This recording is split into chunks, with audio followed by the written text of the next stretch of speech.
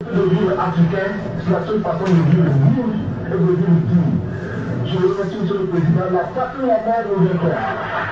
Ni ne se o tizo ni hakisi bala ta wa kan ko fili de wuki ana la yi kon na na ai la yi ta ko hana grandi ana do ara ko e patola no ai la yi ta de mali ko ni ko pe me de na le ko ya ta patola no ya ta de mali kala ya ta ne na ka de mali ko ambe anga ai la yi ta ambe o la yi ka no de ajo maya ko ajama maya ko koronya yi na fura ko anga ka atago erela amba yi ko duni parce que naturellement l'égalité intellectuelle est tangible. L'Afrique devrait, sur des thèmes controversés, être capable d'accéder à la vérité par sa propre investigation intellectuelle.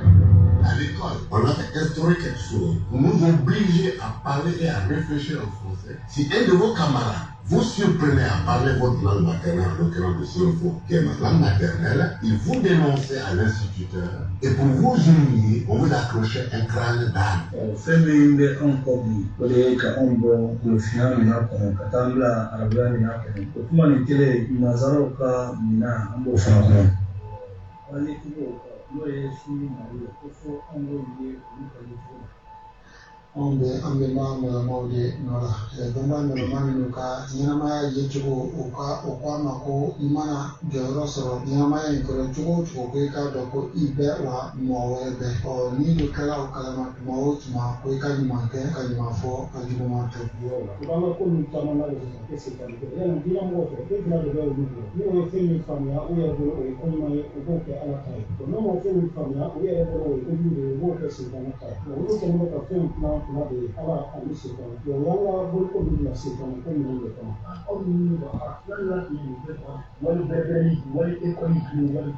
ni ba ko ke dia ba ko la ko ni kuma se so e be fe be se so ni ma kuma se so e ke se fo so ali ni ba ko ana kuma dabla ka bara ke fili kuma bara e ko de ni fe mo ni ko bara ke so wala fa na kuma de ko la kuma ke la hali bi ai kuma ai be na do kuma ke la ai be na do kuma de ni se pas ma fa la ana kuma ta ni kuma ma ke fe de ni do ko la hali bi da ma ka si di kuma ke la ma ko ne se ba ti One falling. A poet traveling and the non mon frère il commence à faire le concours de la vie on fait la vie le reste moi mi rêve di carbo pour andare una foi una to chiere di papa e a la vejo mina atete si la mea jadi si alibegre ubega meken ikani eresenge nuye fanga solo sigata la ubankele e a la vejo mina atete si la mea jadi si alibegre ubega meken ikani eresenge nuye fanga solo sigata la ubankele ube jamana ingele nuye fanga solo ube chiye berekele Ki yo fole wala ko kake misal do ma afole ko jihadi silo ala ko wala ino na to na fe yi ko jihadi tani ai na ni de ko la ai no we ka be jihadi tani hashi ko be jihadi ke ka ala dine de ni Allah be de me ko aunde ka se ku ye abi dine sa oni unu ka na ko wasa ko ka je aunde ka Uya mbege mola mulu udila angana ti udega herezo ufuru Wana tarata jamana te herezo ufuru Bautine kabuni jamana ye ulu bro Ukama lite dinela Galu padra aliuma togo soroni Falu Ja samana nupe mwana no Kihagi kiri ina fokusa amone kalau bukan ikhlas bikin, kalau balik jadi yang dia akan berkurang dari lima. Kalau kita bisa, wah ini bukan membuka. Kalau kita berapa ini dah, apa kita berdunia, apa ini bukan membuka ini dah sudah jadi sesuatu. Ini bukan membuka ini dah sudah jadi sesuatu. Alanya ialah bulu pino de ameba, alani dia mau tahu nak boleh tak? Aku masih Aunga kuma Milefo Anonga kuna Nama fo Antushute na suma Kuku Kiriga kenye kuane Nevado kurane Ute suma utai Kuku Kiriga kenye kuane Nevado kurane Oye ala desai Sila me jadisi abege Dine tabu angolo ni jamanai Ihagila bejogo mina atete Sila me jadisi anibege Ubega negen ikani ere sengen Uye fanga soro sigatala upankele Ihagila bejogo mina atete Sila me jadisi anibege Ubega negen ikani ere sengen Uye fanga soro sigatala upankele Ube jamana ikele Uye fanga soro ube chiye bekele Nunggu adama pula tempo bala Jakuran setiki terbi Bulu damire Au pela jelen fuleno Pa itara Kami ngomulu bulu kiawan mokui Mama sa Ipone Semula amne kutwani Au pela jelen fuleno Una na peke karani dina minyopoli ya mba Yere roka sote dina bonina Dina nina na furu ndi kama Dina mana magaya kama Amana kowena kama Amana magli kama Nimi bro Kone ya foko ama beima Ni sandi mwani ke kurana kalanina Nili kufaye Lekin ta kona ama beima Nina na maja bibo kata ibo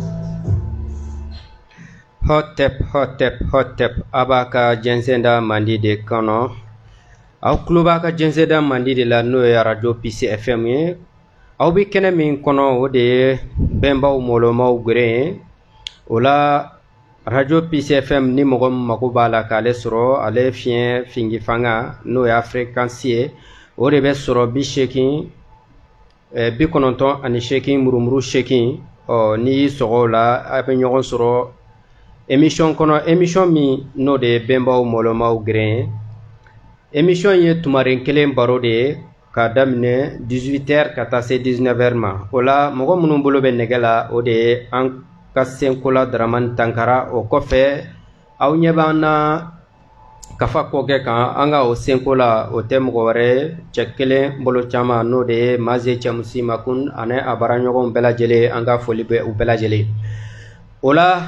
kanka kono fono de balaye mande balaba ale ka ni ilila kunun dongli ni ke sabuye ka mo chaman bla funanke chaman bla ku itashi kuma nununa siga fo shitala ay mi fo odedo ola anyi nyogon soro bi kendelo aka kelekele mandi kono kelekele mi ni adabora de angulo findeu anka bo pano solaire la anga bo pano yala falanya la ka morew ko ira dugu kolo ka anka bo kono anka an yere be wa anka an yere ira ka ambe adaboro de kama o ni mogo me golofin li hala la ja ibaye ambe wali ko de la ni soro dala mangana ibu yininga ka kera chogodi ukantu fama ukantu bemba kema ibata soro keleno ka wali jamana do de la fasa u flabo kelet la u fasola ko fo o mirina inka toy o nga olu ere koni foite olu ere la wa olu te ola kaseka o lihala jugun kele ka boy no hakli ka sebagaya kono emission ski kunwe ola o bara ke baga jon munu yo bara srabo jona ke kabla anye anga folibe kase oluma no de ankram go ba dumbi fakoli kata se siramsa dumiyama kata se bay roma siribe anga folibe aye fogata anse mali dunso be ani farafina dunso be ante salia ante nyine min ka folila no de isif tolobaye anga folibe anaka chedim be ani mali nantigi be la jele ola mali nantigi be jurula ambe anga folila se fari asim koitama ola ka ubela jelenfo kologoto imotep bi ama an kɔrɔkɛ fo o ye jɔn ye cɛ kumaba n'o de ye Malika ye an ka foli bɛ a ye k'a fɔ ko tiɲɛ yɛrɛ la kurofɔ sira fɛ a kɛra sababu ye ka funankɛ caman ɲɛ yɛlɛ ni san bɛ tigɛ k'a kɔ ten komi ye Malika vraiment mɔgɔ do min kan ka fo hali ni mɔgɔw de mago b'a la ko fo olu k'a ye ayi yeli to yen a bɛ kuma min fɔ i k'o ta i ka baara kɛ n'o ye o la an bɛ ale fo an bɛ segin kuma bon kɔnɔ ka kuma di Kolokoto Imhotep ma i ni sɛnɛ kɛnɛ kɔnɔ an b'a karamɔgɔ banfɛlɛlɛ setigi Tiɲɛtigi Keyita n ka foli bɛ i ni lamɛnbaga bɛɛ lajɛlen k'an ka Senkola Daramani Tangara k'a fɔ k'an ka Senkola ɲɔgɔnsɔrɔ Goma Senkola des fois technicien an ka foli b'a ye Maze Cɛmusi Makɔnɔ k'an karamɔgɔ Amosis fo ka se an karamɔgɔba ma Nama Dumiya k'an karamɔgɔ Sinɛfuru Dɛmu fo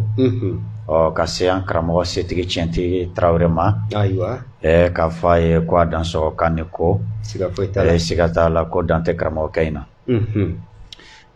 o tɛmɛnen kɔ an bɛ bi le 3 novembre 2022 n'o ye 2022 tulafin tile 3 an b'o de la n'o ye septembre kalo tile 3 ye o bɛ bɛn 110 la san 6,259 o kalo 2nan n'o ye pani pɛti ye an b'o tile 17 la o la k'an ka cɛmɔgɔ fɔ Kalaba Bakari Konatɛ o tɛmɛnen kɔ karamɔgɔ i y'a fɔ cogoya min na siga t'a la fɔra ten ko cɛ bɔ dan yɛrɛ bɔ ye y'an ka donso ka foli mun kɛ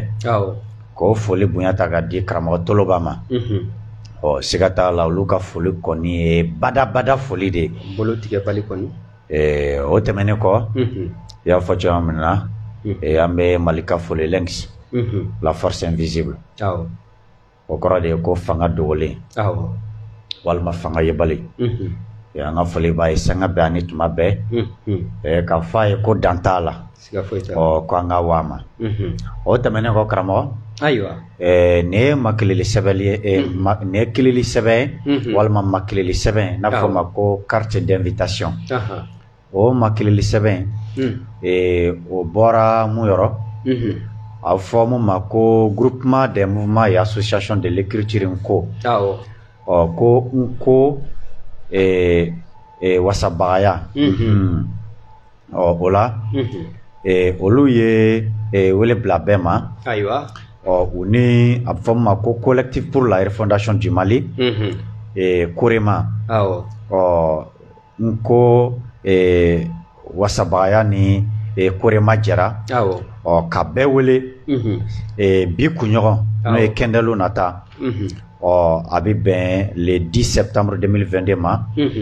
palais de la culture Amadou Apate b'a la à partir de 9h donc tumari kɔnɔntɔnna samedi nata n'o ye kɛndɛlu nata ye an bɛɛ lajɛlen ka ɲɔgɔn sɔrɔ ka kileli walima weleli k'a laminɛ bon siga t'a la a ko tɛ kɛ basi ye k'a n'a bɛ dɛsɛ siga foyi t'o la o la kumalaw walima conférenciers o ye Simplice Kabore Muktar Keita a bɛ fɔ mun tɔgɔ ye Mun Jata ye ka taa se Mamadou Sangare ma n'o ye Tanota Sangare o la kuma bɛna taa kɛ mun kan o de ye le rôle de l'écriture Nko sur le plan scientifique, littéraire, culturel, spirituel et religieux, éducatif, historique, technologique, terminologique, militaire et paramilitaire,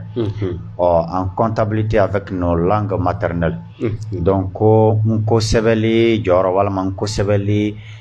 sekoya, lɔnko, melekuya, lɔnniya, namu sɔlɔmi dɔya, dɔ fɔ senkolaya ni senkola dɔya, nantigiya ni a ɲɔgɔnnaw olu kama kɔnɔ Nko sɛbɛnli jɔyɔrɔw ye. Fɔcogo wɛrɛ la faso walima mirindi walima golofinaka wuruki la Nko sɛbɛnli jɔyɔrɔ ye mun ye o la. Donc a ka dɔn k'a fɔ ko wuyan kelen bɛ dakun bɛɛ lajɛlen na révolution in dimension bɛɛ de don dɔ tɛ ta ka dɔ bila donc nin ye a suman dɔn jɔnjɔn dɔ a bɛ fɔ ma k'a dimension incontournable dɔ ye nin ye o la ko bɛɛ ka weleli in daminɛ samedi nata 9h activité wɛrɛ bi daminɛ 9h de o kɔrɔ de an ka ɲi ka se yani 9h pile cɛ donc o la nin ye n ko wasabaya ni korema ka weleli ye an ka ɲi ka mun laminɛ an jumɛn an wuyankililaw an révolutionnaire kɔni wuyankilila wuyankilenw de ko don minnu ka révolution ti dabara ni révolution ye walima yɛrɛ yira ye minnu wuyankira o kɔrɔ de minnu ye wuyankili fari ta ka sɔn k'o jɔ a kɔrɔ fɔ yɛlɛma in de ka kɛ a ti kɛ lɔnni mun kɔ k'o ɲini a ti kɛ kari mun kɔ o kari b'u la a ti kɛ yɛrɛdi mun kɔ o yɛrɛdi bɛ kɛ u bolo a ti kɛ fasankomaya ni kisɛya mun kɔ fana o b'u la o de bɛ fɔ an bolo ko wuyankilila wuyankilen o la bɛɛ welelen don golofiya ni golofiya lafasabaga bɛɛ lajɛlen o la karamɔgɔ kumada bi o y'an ka kɛndɛlo tɛmɛnen kumada bolo la tuguni a bɛ fɔ ma k'a parachèvement n'o de ye k'a fɔ ko le dieu des religions dites révélées s'attribue le monopole de la terreur. À quoi s'attendre de la part de ceux qui se réclament de ce dieu qui se dit terroriste? Ola ko sama dine nunu ala nan ko sama dinan kambe chrétien ni yahudia ni islamia de ma c'est le judaïsme le christianisme l'islam ko olu ala walma o dieu o ye papali ke ayre dunduguma fen terrorisme ale o ke ayre dunduguma ko ye ko la mo ken ki sigi ni kewale jumene ka bo mo yoro munu ko kubo o ala terroriste de ko o la kumada ye o kumada kelen bolola tuguni o la kumakɛla dɔ ye an karamɔgɔ Bala Jara ye an ka tura masaba kɔ Jikɔrɔni o la kumakɛla indirectement o ye Cɛkura Seti Jakite hali n'a sɔrɔ ale ka intervention an bɛn'o latɛmɛ o kɔfɛ na an bɛ an karamɔgɔ Bamanan Tarawele ale fana bɛ don ka ɲɛfɔli kɛ an karamɔgɔ Cɛkura ye ɲɛfɔli minnu kɛ ka bɛn ni Bibulu Ala ka papalikanw ye yan'an ka s'o ma an bɛ nin mɛnkan in lamɛn Tangara an bɛ nin lamɛn Mali laïki walahi n'a yɛlɛmana an bɛɛ ka hakɛ o de la mais n'a y'an sigi constitution k'a bɛna yɛlɛma n'a yɛlɛmana ka sɔrɔ an ma kɛlɛ kɛ nin na nin laïki cɛjugu ka bɔ an ka jamana kɔnɔ a ka kɛ silamɛya bɛ se k'a ka hakɛ ɲini silamɛya bɛ se ka fɛn bɛɛ lajɛlen kɛ n'o ma ye a da parce que min ka taa yɔrɔ yɔrɔ o b'i sago de kɛ yen nanzarala an ɲɛ b'a la yen n'an b'o kɛ walahi Alahu Taala bɛ an bɛɛ lajɛlen ɲini ni kun ye kangari dakan ye ka ɲɛsin communauté musulmane ma Mali kɔnɔ an minnu ko k'an ye 95%. Ayiwa karamɔgɔ an b'a daminɛ an bɛ Kinbiri yɛrɛ fɔ fɔlɔ bon an balima don siga kɔni t'o la an mɔgɔ ɲɔgɔn don fana hali n'a y'a sɔrɔ wali dɔnni ne ɲunnen don olu n'a ɲɔgɔnnaw kun i n'a fɔ o la mɔgɔ b'i yɛrɛ ɲininka 95% musulman yi laɲini jumɛn de bɛ a la dɛ bon en fonction de quel critère walima sondage jumɛn de y'a jira k'a fɔ ko Mali ye 95% musulman ye o ye kelen ye filanan ye mun ye silamɛ tagabolo si de tɛ Mali la mun sɔnnen don a ma k'a fɔ ko silamɛ bɛɛ lajɛlen ye silamɛ yɛrɛ yɛrɛ o tɛ yen nka ni mun mago b'a la ka jama fanga utiliser a yɛrɛ ka faveur la c'est-à-dire a yɛrɛ ka intérêt la o bɛ jamako de fɔ nka n'a nana dakun wɛrɛ la bɛɛ b'i yɛrɛ ta de fɔ ka ja bɛɛ b'i yɛrɛ ta de lafasa fana n'i ko i bi a ta silamɛw yɛrɛ Mali silamɛw yɛrɛ ka critère la est ce que Mali yɛrɛ bɛ 5% musulman bɔ n'i ko i b'a ta tagabolo kelen kelen na 5% tɛ dɛ silamɛ yɛrɛ de tɛ yen Mali silamɛw tɛ dɛ diɲɛ silamɛ bɛɛ yɔrɔ tagaboloba fila don u bɛɛ bɛ tagabolo misɛnnin ninnu bɛɛ bɛ ɲɔgɔn sɔrɔ tagaboloba fila ni min tɛ siti ye o ye suna ye suniti a bɛɛ ko ɲɔgɔn ma ko kafiri siga kɔni t'o la n'a ma ɲɛ aw bɛɛ ye kafiri ye fɔlɔ aw bɛ min n'i y'a ye aw bɛ compter aw bɛ yen de n t'o ka siga kɔni t'o la donc u tɛ yen et puis fana Kinbiri ka kuma u bɛ kuma dɔw fɔ k'o don mɔgɔw kun na ko min ka ca k'o de sago bɛ kɛ k'a sɔrɔ sariya ko tɛ ko min ka ca ye dɛ. N'a tun kɛra o yɛrɛ o karamɔgɔ. Silamɛya tun bɛ se an fɛ yan cogo di dɛ. Voilà, Magankaw jalaki kun sisan. Magankaw jalaki kun ko u ye Muhamadu gɛn ka bɔ. Ni caya ko de ye dalilu ye ko ni min ka ca o b'a sago kɛ. Magankaw jalaki kun. Nin yɔrɔ de la an b'an karamɔgɔ tɔnɔtɔ Majo Ture ka kuma bolo kɔrɔta. C'est-à-dire ko in sigilen tɛ lɔnni kan. O de kama a ma sigi tiɲɛ kan. A ma sigi dɔwɛrɛ kan. O de kama diinɛ ninnu sama diinɛ ninnu ye yirila jankaro de hakililabana de don. Mɔgɔ bɛ se ka miiri tan cogo di k'a fɔ ko c'est-à-dire pour que e k'a dɔn k'i ye mɔgɔ ye f'e ka ye k'e bɛ se k'i sago bɛɛ de kɛ. I b'a fɔ ni mɔgɔ min ko sisan ko pour que ale k'a dɔn k'a bɛ ka balo ko fɔ ale kelen ka dumuni sugu bɛɛ kɛ.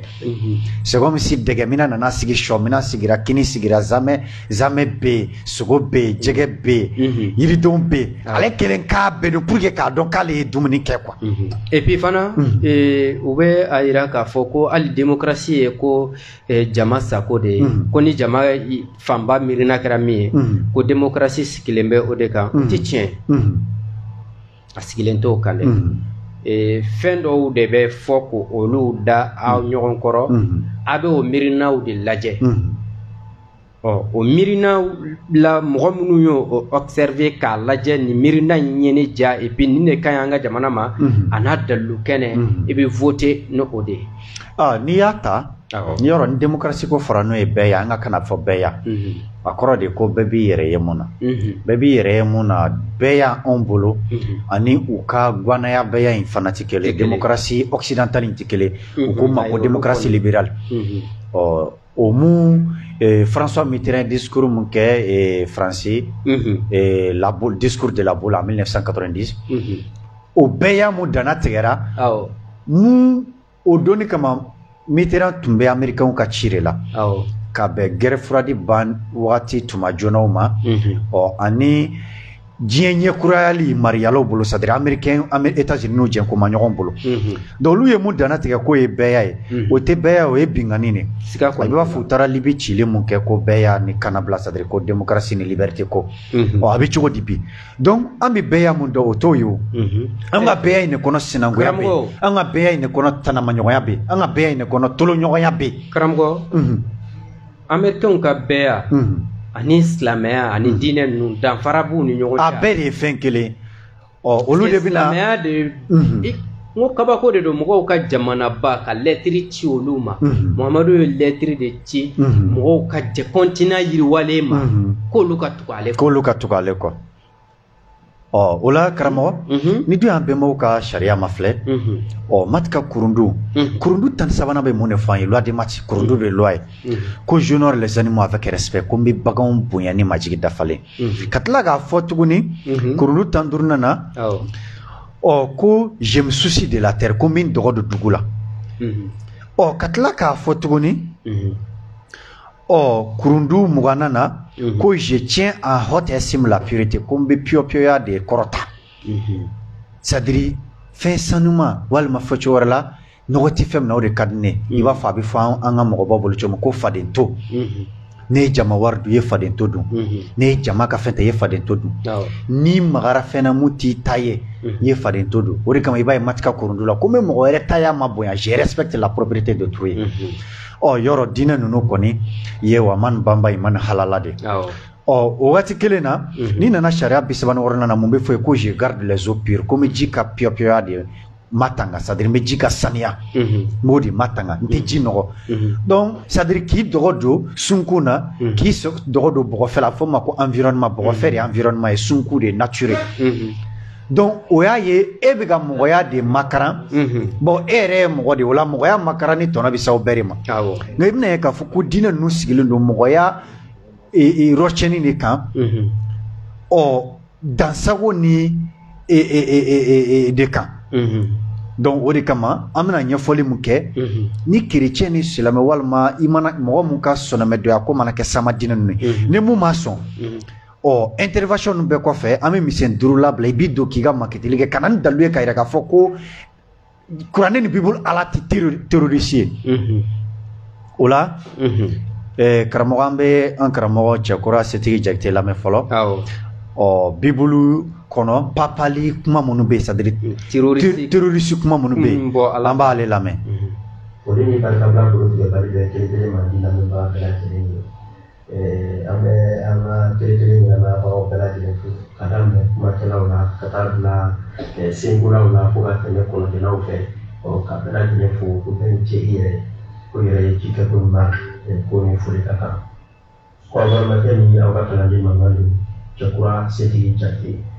ayiwa an kunna bɔ ka bɛn ni kumada ye min bɛ tile-kelen kɔnɔ kabi kunɲɔgɔn tɛmɛnen n'o de ye kumaden ye n'a bɛ fɔ min ma ko terrorisme terrorisme nin yɛrɛ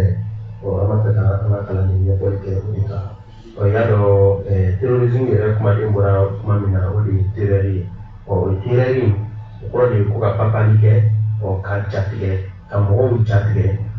ka siran sinji mɔgɔw dusukun na k'u jagoya k'u bilasira kan walima k'u jagoya k'u to sira dɔ kan hali n'a sɔrɔ a man d'u yɛrɛ ni hali n'a sɔrɔ u yɛrɛ hakili ye sira wɛrɛ y'u la nka k'u lasirani ka se k'u jagoya k'u bilasira dɔ kan o de ye terreur yɛrɛ kɔrɔ ye o terreur nin ne b'a ye k'a fɔ diinɛ ninnu fila bɛɛ sigilen don o de kan dawudenya ni kerecɛnya kɛ ka sabu kɛ mun ye hali k'a dan a bɛ fɔli min kɛ mɔgɔw ɲɛna don o don sigidaw la sigidaw la misiriw kɔnɔ ani wajibiyɔrɔw la ko n'i sara i bɛ taa arabukan de fɔ i bɛ ɲininka arabukan na e ma deli ka arabukan fɔ i ka ɲɛnamaya si kɔnɔ e salen dɔrɔn i ka taa arabukan fɔ daminɛ o lasirani ani mɛlɛkɛw bɛna taa ɲininkali minnu da i kan marton bɛ dɔw bolo sanni kun filaw bɛ yen nɔ kasɔn bɛ yen dugukolo yɛrɛ bisi fo k'i ba sinji fɔlɔ bɔ i nun fɛ o lasirani minnu tapali ninnu wa ni e ma kunnaja sɔrɔ o la e m'a fɔ olu b'a fɔ i ɲɛna cogo min na n'i ma ɲɛfɔli kɛ ten wa i bɛ taa bila tasuma de kɔnɔ tasuma ye tasuma kan min wa i bɛ dumuni wele abada k'ale bɛna fi abada o de ye papali o de ye lasirani o de ye ka siran sinji mɔgɔw dusukun na k'u jatigɛ wale da u kan k'u bila ka sira dɔw minɛ hali n'a sɔrɔ o bɛ kɛ o tɛ terrorisme yɛrɛ yɔrɔ foyi tɛ ka tɛmɛ nin kan ne ka jate la daminɛ yɛrɛ de ye walima kɛ don o don an ka sigidaw kɔnɔ fan bɛɛ fana ɲɛna o kɔfɛ an b'a fɛ k'an kɛra lase bibulu kɔnɔna ma bibulu yɛrɛ ye min fɔ n'o yɛrɛ ye lasirani ni papali ye ka mɔgɔw jagoya k'u lasira k'u jatigɛ k'u bila sira dɔw kan hali n'a sɔrɔ u diya ye ko tɛ mɛ sira nin b'u minɛ k'u gunelen to a kan dɔ ye jumɛn ye an bɛna se o de ma sisan o de ye an bɛ a daminɛ Levitikisi la Levitikisi fɔda 24 a n'a lafari 14 o ko kill blasphemers kɔrɔ ye mun ye ko ka mɔgɔw de faga mɔgɔ n'o tigi de bɛ kuma dɔ fɔ min bɛ bɔ ala n'a ka kiraw ka fɔta ma walima olu bɛ kuma dɔ fɔ olu bɛ k'o ye cogoya dɔ la ala n'a ka kira ma ye cogoya min na ko k'olu bɛɛ lajɛlen faga o kɔfɛ Levitikisi fɔda 20 a n'a lafari 24 o ko kill 14 terrorists o kɔrɔ ye mun ye ko mɔgɔ bɛ yen n'o de bɛ lajɛli kɛ ka mɔgɔ ka sɔrɔ cogoya f'i ɲɛna don n'a nataw la a kɛra tiɲɛdala ye a kɛra buguridala ye a kɛra kolonfinna ye a kɛra katilajɛla ye a kɛra tɛgɛ kɔnɔna lajɛla ye a kɛra sentigɛ kɔnɔna lajɛla ye ko mɔgɔ b'o kɛ ko k'o faga Ezekiel komi Ezekiel fɔra 18 a n'a lafari 4 ko kill anyone who sins ko mɔgɔ bɛ yen n'o ye jurumu kɛ ko k'o tigi faga mɔgɔ n'a bɛ jurumu kɛ ko k'a faga o ka bɔ yen Samuel fɔlɔ a fɔda 6 lafari 19 ka taa bila lafari 20 na ko kill the kings ko mɔgɔ bɛ yen n'o ye kunfatɔ de ko k'o faga mɔgɔ bɛ yen ni curiosité dɔw tigi la c'est à dire que e kunfalen don ka ko dɔw de dɔn tɛ minnu dɔn k'o ɲɛɲini cogo la ala n'a ka kiraw m'a fɔ cogoya min na ko k'o fɛnɛ faga o kɔfɛ an bɛna Deutéronomie fɔda 20 a n'a lafari 16 ka taa se a lafari 17 ma o ko kill all non-Hebrews ko mɔgɔ bɛ yen n'o tɛ hébreu ye walima fɔ cogo wɛrɛ la mɔgɔ bɛ yen n'o tɛ yahuda ye ko k'o faga o kɔfɛ Kroniki 2 a fɔda 15 lafari 12 ka taa bila lafari 13 na o ko kill non-believers ko mɔgɔ bɛ yen n'o tɛ danaya mɔgɔ ye n'o si u ka danaya sigilen tɛ kerecɛnya danaya de kan ko k'o fɛnɛ faga o ka bɔ yen Deutéronomie tuguni Deutéronomie fɔda 21 a n'a lafari 20 children who disobey parents. Or ko deal with her, deal with the new yard by the man so, or ko deal with her. Imagine. Yalona kwa fali ko tubala bi down she so balula. Ba be tumado la wala matuma idila ki bangi ko kanso so. O samba so au shi ko te balula bi nan daima. Ukakui. Anota numero numbers. For that follow. La fali binan nishikina na tabla biduru kilenana okum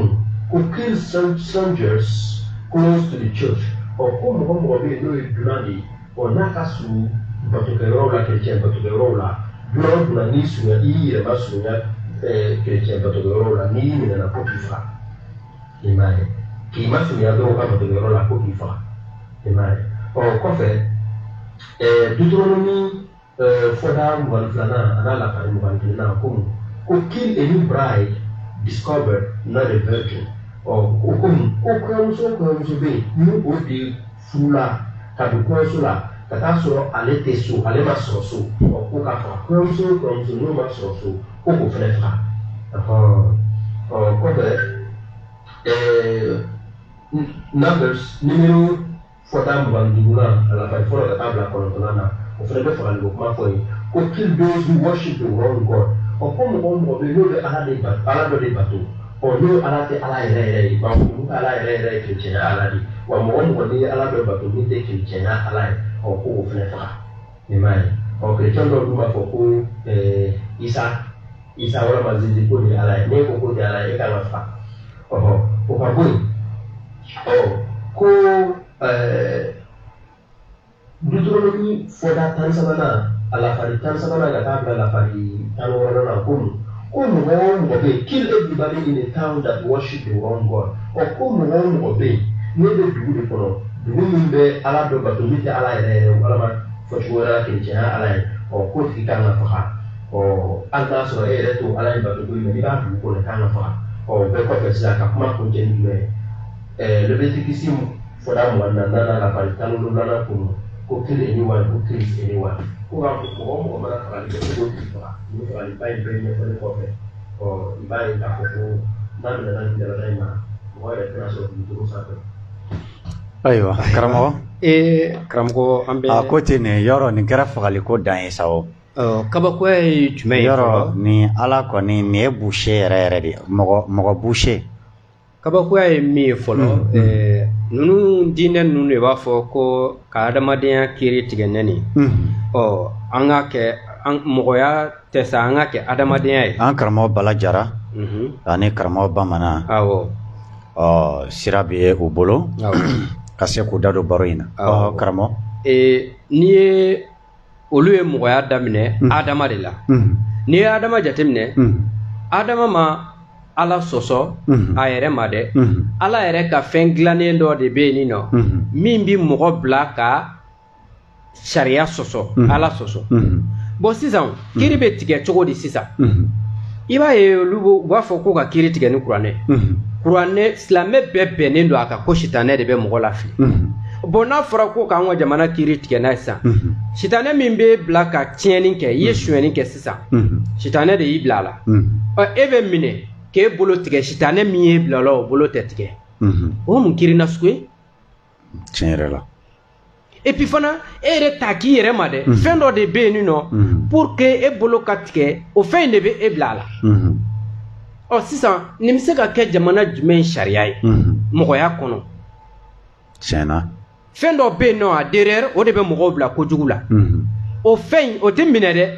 o tɛ jalaki dɛ kojugu ka dabila mɔgɔw kana se ka mɔgɔw dacogo tɛ kojugu ye fɛn dɔ de b'ale yɛrɛ ala bolo o ye sitanɛ de ye o de bɛ mɔgɔw bila kojugu la a t'o bɔ yen et puis a n'o ye contrat ni fɛn bɛɛ signé ko fo ka taa se diɲɛ wuli don ma pati de b'ale ni sitanɛ cɛ bon nin bɛ se ka kɛ fɛn jumɛn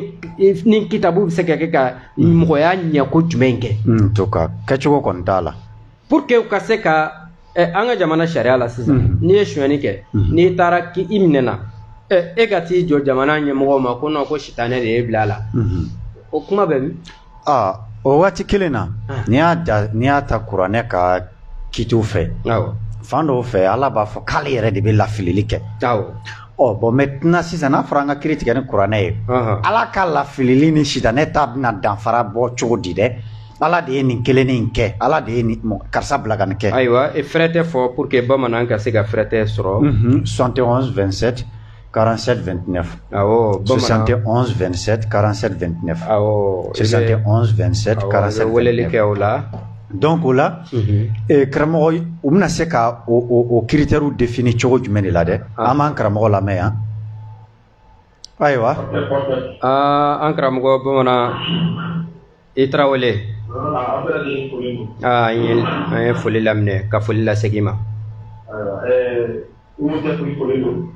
a diyara n ye kosɛbɛ an b'i lamɛn ayiwa jaabi ko ni joli ko min bɛ jamana kɔnɔ walima diɲɛ fantan naani bɛɛ lajɛlen cɛ bi awɔ dalilu jɛmaw bɛ a la k'a fɔ ko kuranɛ de ye a di bi awɔ kuranɛ aya caman bɛ yen nɔ ni mɔgɔw su ka kɛ a kan ni yɛrɛ ye silamɛya ani jinɛ sɔrɔ cogo lajɛ a bɛ yen ko inna allaha ashtara min al-mu'minina anfusahum wa amwalahum bi anna lahumul janna ko ale ala ye sanni kɛ mu'minu bɛɛ u ni u ka nafolo la siga t'o la pour que u ka don alijinɛ na o ni ye jumɛn ye u ka diinɛ suteni ka diinɛ kɛlɛ kɛ fo u ka ta walima u ka se sɔrɔ awɔ o fana n'u sar'o la a bɛ sɔrɔ k'u don alijinɛ na u ka nafolo u b'o don ka kɛlɛminɛnw san ka silamɛya équiper a ka se ka kɛlɛ k'a kɛcogo la pour que u ka don alijinɛ na donc ni maa min bɛ alijinɛ kɔnɔna ni nin bɔr'i ye awɔ i bɛ t'i ni di dɛ siga kɔni t'o la o kɔfɛ n'i y'a lajɛ tuguni mɔgɔ minnu fana bɛ sa kuranɛ tila k'a fɔ ka olu mawuti kosɛbɛ ko wala taqulu liman yuqtal fi sabilillahi amwata bal ahya'a walakin la tash'urun suratul baqara la aya 154 ko a kana ko mɔgɔ ma mɔgɔ min bɛ kan ka mɔgɔ min sara fi sabilillahi ala ka tila ka amwata ko su don ko bal ahya'a ko u ɲɛnama don ale ala yɔrɔ kɔrɔ ye hali ni mɔgɔ sara jihadu la awɔ i tɛ fiye koyi ɲɛnama don yen kɛlɛ sen fɛ fana silamɛya kɛlɛ ni silamɛya mako kun jɔra mɔgɔ min na olu bɛ yen ka ye awɔ i bɛ kɛ silamɛ ye walima i bɛ fa walima i bɛ i yɛrɛ ni tɔgɔ ta hali ni i fa dugukolo kan ok o tuma ala ye ni min don i la ale kɛlen ka luwe i ma de i b'a sara a ya min bɛ sara ma kɛ o de bɛ silamɛya fana kɔnɔ kɔ ni e sara kɛ silamɛya ye o bɛ équiper ni o ye o ni i b'a sɔrɔ sisan n'u taara a ka dugu ni a ka kabila ci sisan o ye dugu nafolo ninnu kuranɛ tila k'o daga u ye wala ko olu min ma kali dugu halala ni tɔyiba a ye dumuni kɛ ka bɔ kɛlɛ tɔnɔ na a ka kali aw ye n'u taara ka dugu la n'u ye cɛw fa musow bɛ kɛ jɔn ye n'u ye cɛw fa denw bɛ kɛ jɔn ye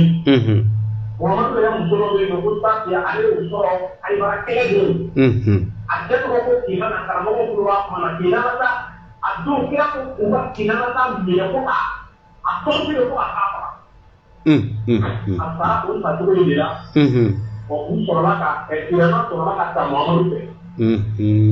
ala tila ka effet di Muhammadu yɛrɛ kan k'a kana mɔgɔ si kɛ kasoladon fo ka sɔrɔ a ye kandaki kɛ fɔlɔ parce que a ka kandaki kɛ fo joli ka wuli o kɔfɛ de a bɛ sɔrɔ ka mɔgɔw minɛ k'u kɛ kasoladon ye. karamɔgɔ bamanan ne bɛ fɛ ka mun dɔn kuranɛ ala in a bɛ balo mɔgɔ joli de la c'est à dire i b'a fɔ sisan anw mago bɛ ka dumuni kɛ ka fiɲɛ sama ka ji min walasa ka balo i b'a fɔ sisan e ye weleli kɛ telefɔni na sa ale bɛ charger de courant ɲumɛ de bɛ k'a la pour que a ka se ka baara kɛ o tɔ la ala ɲumɛ de ye mɔgɔ joli ye yan. Kolokoto an bɛ ɲɔgɔn ɲininka tiɲɛ yɛrɛ la ne kɔni n'i bɛ ɲininka yɛrɛ ma ne b'a fɔ tiɲɛna awɔ a mago bɛ joli la. joli bɛɛ tɛ mɔgɔ joli fana. lamiyanfa ta olu lajɛ a mago tun bɛ tuma ka joli la walima isa ka joli la. awɔ. Mamadu yɛrɛ fa Abdulayi fana mago tun b'o joli la. Wa san o san taga min bi da o ka kɛ jamana in kɔnɔ yan ko de ŋaniya ye o bɛɛ tɛ joli bɔnbili ye jihadu yɛrɛ kuma fɔli a y'u faga o ala min nana a bɔ kuranɛ na ka na hadisaw la a bɛ taga fɔ 35 000 mots ka ca kumakan ba 35 ni bi joli bɔn fɔ silamɛya datugu kɔnɔna na karamɔgɔ an b'i fo ko dante la an b'a Traoré Turamaga k'a kɛ ten koyi siga t'o la k'a to a ma karamɔgɔ bamanan an ka foli bɛ a ye k'a Traoré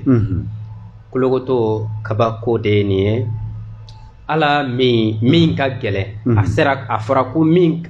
ka gɛlɛn k'ale de y'o kɛ danni de man gɛlɛya en tout cas nka ka danfɛnw bila I ɲɛna sira kan an bɛ Bala Jara lamɛn karamɔgɔ i dan sɔgɔ ɲini ko ayiwa karamɔgɔba Hotep i bɛ kɛnɛ kɔnɔ an tulo b'i la karamɔgɔ k'aw fo ka waleɲuman dɔn an ye foli laminɛ k'a lasegin ma foli la kuma na n'olu fo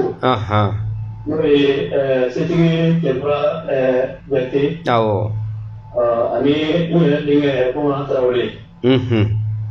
ka aw yɛrɛ fo ayiwa an y'a laminɛ ni lamɛnbaaw ni a kɔnɔkɛbaaw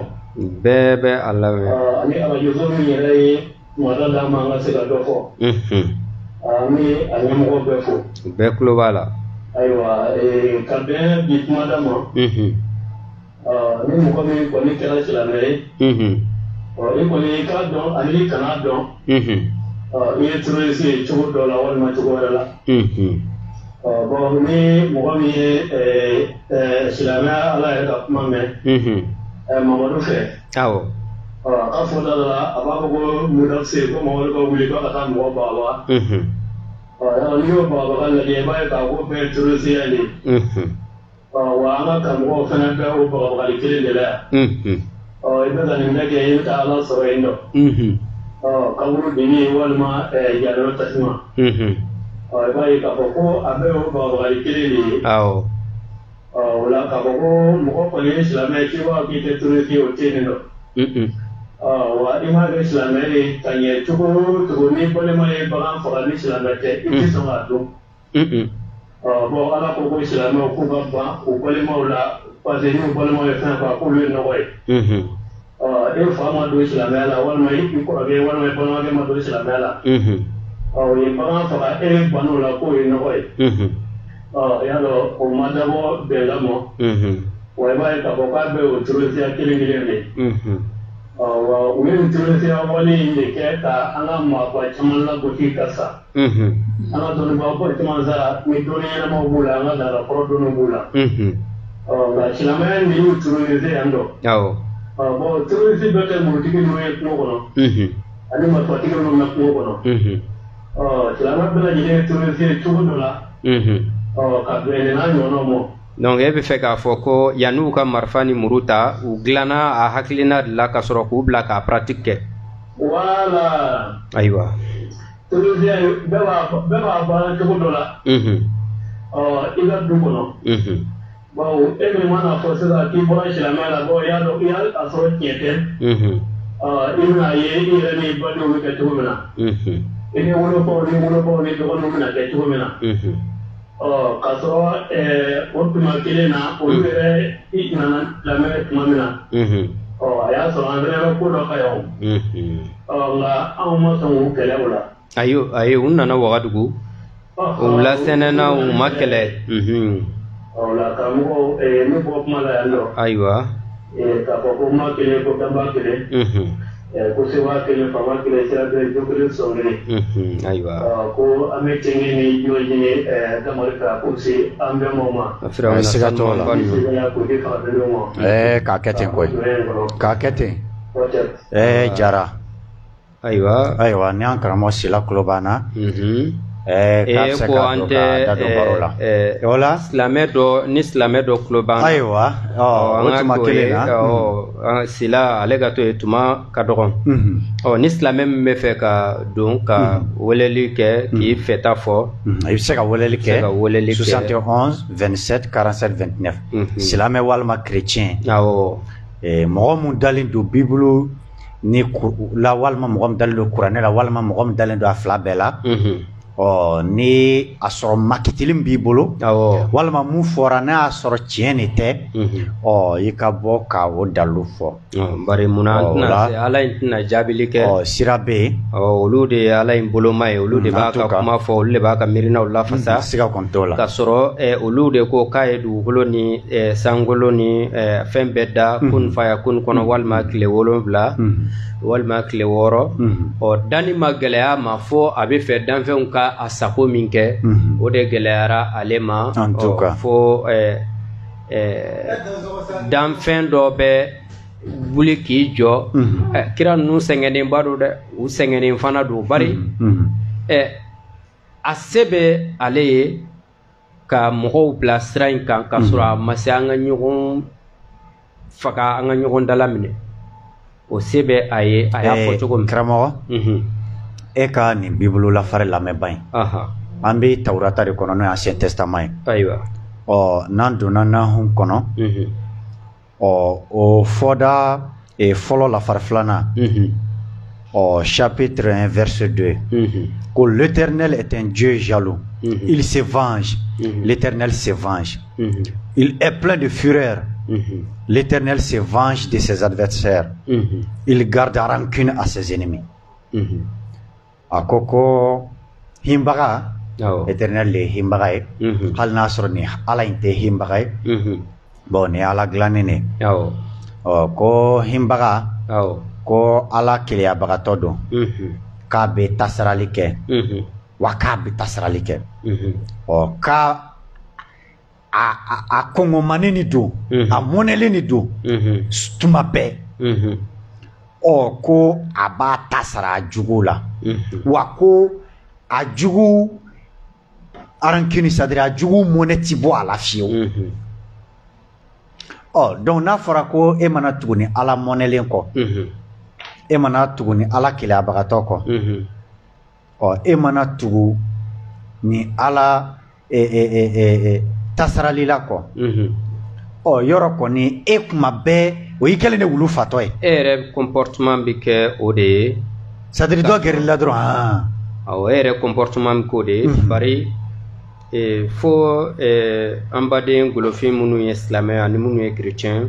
an bɛ min f'u ye u ka fɛn wɛrɛw kalan min tɛ u ye fɛn minnu fɔlen bari ni i nana fasu ni bulonda walanda bɛɛ kɔnɔ walanda fɛn fɛn bɛ f'i ye fasu ni bulonda kɔnɔ dɔnniya sira fɛ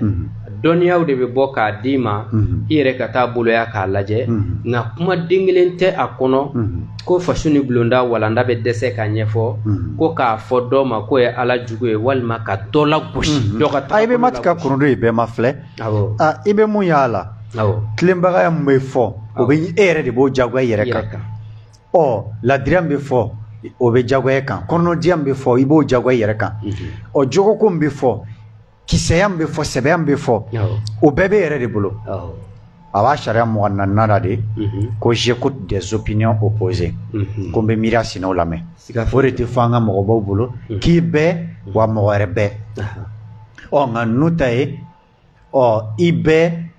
wa mɔgɔ wɛrɛ tɛ i bɛɛ y'i kelen pe donc bɛɛbagaya de ye existence ye donc c'est à dire e de ye ɲɛnamaya yɛrɛ bɛɛbagaya tanba ye e de c'est à dire existence centre ye e de o kɔrɔ de ye tɔw bɛɛ ka bɛɛbagaya bi défini en fonction de e donc e de bɛ danna tigɛ k'a fɔ nin ye nin ni balo ka kan nin ni balo man kan nin ka ɲi bɛɛbagaya kɔnɔ nin man ɲi a kɔnɔ nin ye ala jugu ye nin y'a ɲi ye nin ye ala ka kan mɔgɔ ye nin ye sitanɛ ka kan mɔgɔ ye nin bɛ don janɛmɛ na nin bɛ don arijinɛ la donc ainsi de suite ɲininkali min ni mɔgɔ kan ka golofindenw kan ka min kɛ u yɛrɛ la o de ye yala ala ka intérêt jumɛn de bɛ sitanɛ créer la ka bila anw cɛ la ale yɛrɛ ka intérêt jumɛn b'a la anw ka intérêt jumɛn b'a la est-ce que ale bɛ sitanɛ ko in fɔ cogo min a n'ale ye lɔdugu ni fanga ni se min d'a ma ale b'an fɛ yan a ko k'a y'an da ko k'an kɛ ko an ka d'a ye ka tɛmɛ danfɛn bɛɛ kan yala na anw ka d'ale ye ka tɛmɛ danfɛn bɛɛ kan pourquoi a bɛ fɛn dɔ dilan ka bila an na min bɛ an bila tiɲɛni na tiɲɛni in dun anw de b'a kɛ ɲɔgɔn na hali bi sa karamɔgɔ k'a fɔ ko chrétien walima silamɛ ni i bolo mun fɔra o tɛ a bɛ cogoya wɛrɛ la i ka bɔ k'i ka makitili kɛ c'est-à-dire n'o y'i ka critique ye k'a fɔ ni dalu ni dalu de b'a yira k'a fɔ ko kuranɛ ni bibulu ala tɛ terroriste ye ala walima Dieu dalu b'a yira kuranɛ kɔnɔ walima bibulu kɔnɔ ko terroriste tɛ i b'i na n'o ye o sira bɛ yen chrétien ni silamɛ bɛɛ lajɛlen bolo tuma tɔ ye 9 ye ni min sera ka weleli kɛ ka don i bɛ segin fɛrɛtɛ kan tuguni 71 27 47 29 71 27 47 29 71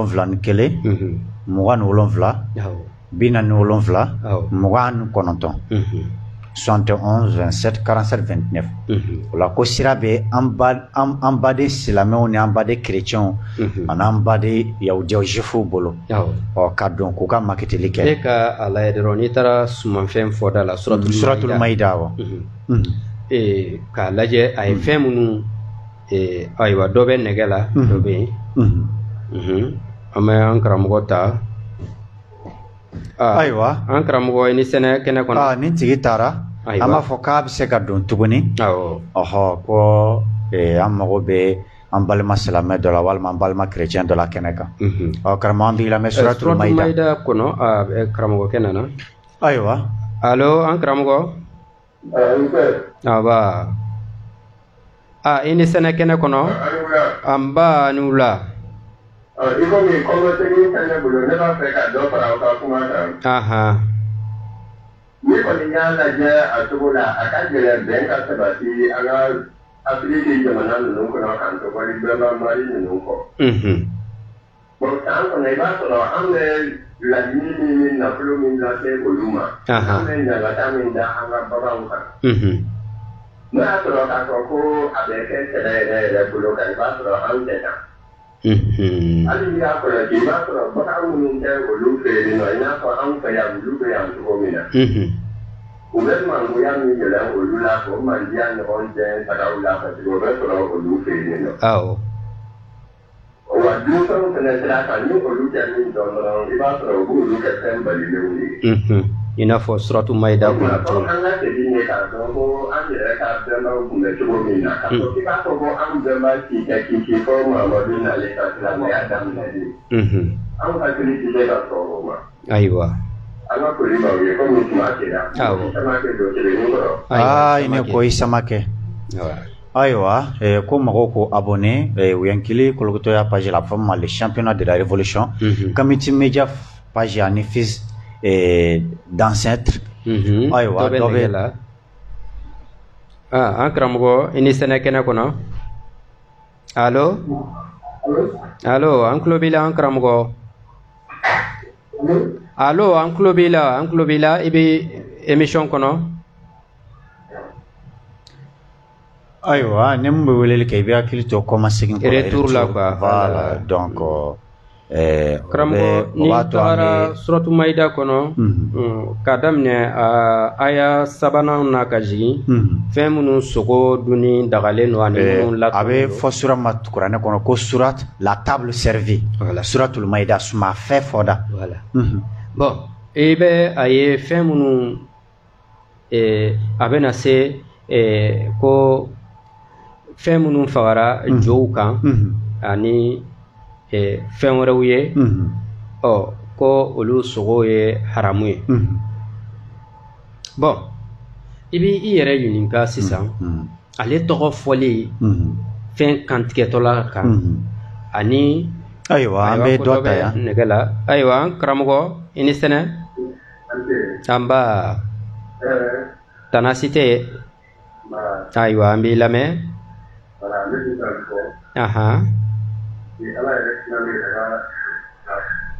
ala yɛrɛ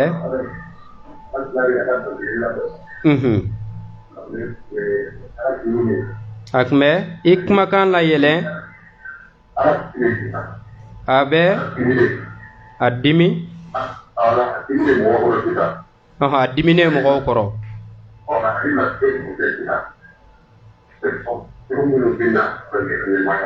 matigi i sigi i ti i jɔ ka ɲɛ pour que matigi ka karamɔgɔkɛ tɛ a i jɔ ka ɲɛ pour que i ka kuma ninnu nafa ka bon cogo min na kana tigɛ quoi. Awɔ segin i ka kuma in kan.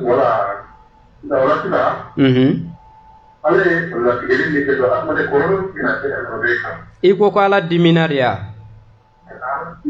A dimine. A dimine de ye saya latigɛ mɔgɔ ya.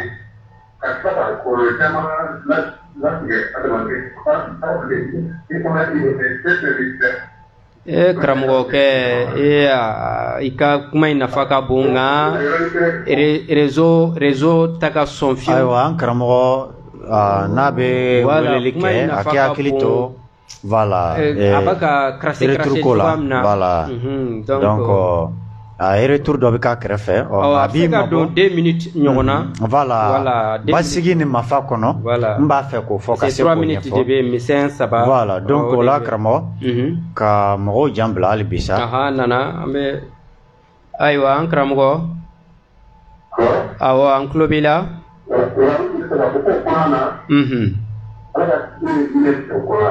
Ala ka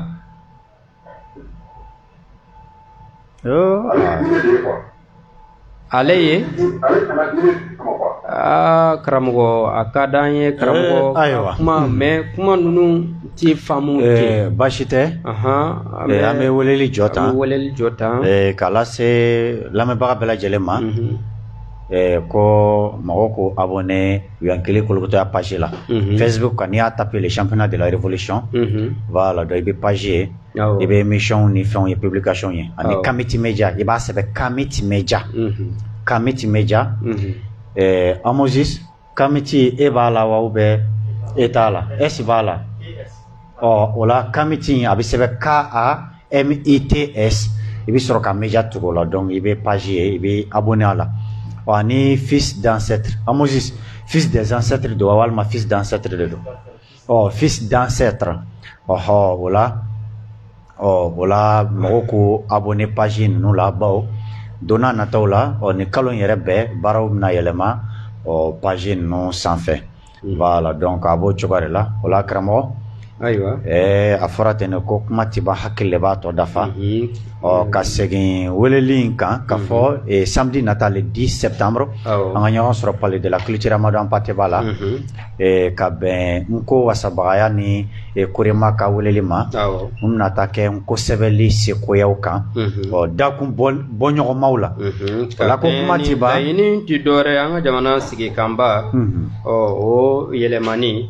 an ka jamana kan tali k'o k'an ka faso kan kunna sigiyali a bɛ fɔ ma ko langue nationale o la ko kuma ti ban hakili b'a tɔ dafa ka bɔ kuma la ɲɔrɔ la ko Yamandɔgɔ Hotep ayiwa an bɛ lamɛnbaga bɛɛ lajɛlen fo ka senkolaw fo ko k'an bɛn kɛndɛlen wɛrɛ